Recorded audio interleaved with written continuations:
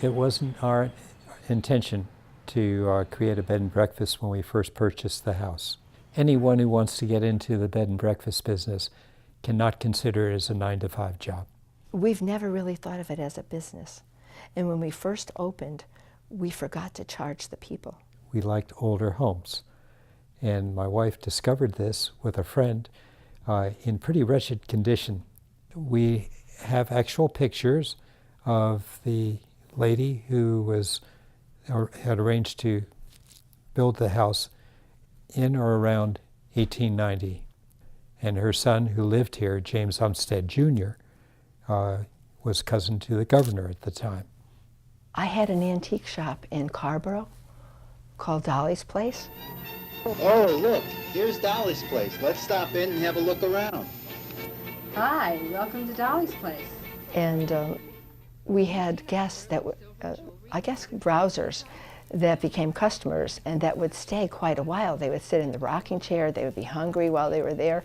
We'd have to go to the store and get some food, you know, to share with them. And we had a teapot in the back and we'd serve tea. And jokingly to Frank, I said, if we had beds, I'm sure we could keep them overnight, you know.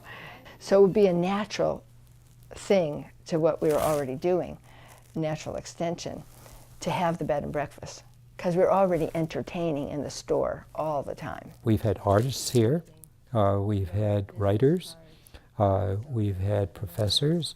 Well, we've had celebrities too. We had Ashley Judd when she was filming Kiss the Girls, and we got to meet Morgan Freeman.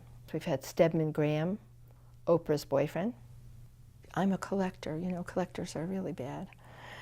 But when I go to find any object that I want to add to the house collection, the object speaks to me as I take it from room to room to decide where it's going to be, where it's going to live.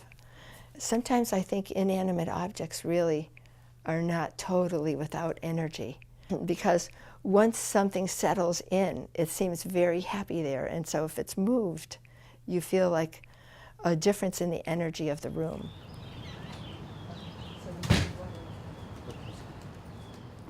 It's a story. The year was 1968. There was a restaurant called the Copper Kitchen. I ordered dinner, and then I didn't have anything to read with me, so I asked the waitress if she knew if there was a newspaper. I hear a lady's voice ask if there was a newspaper around.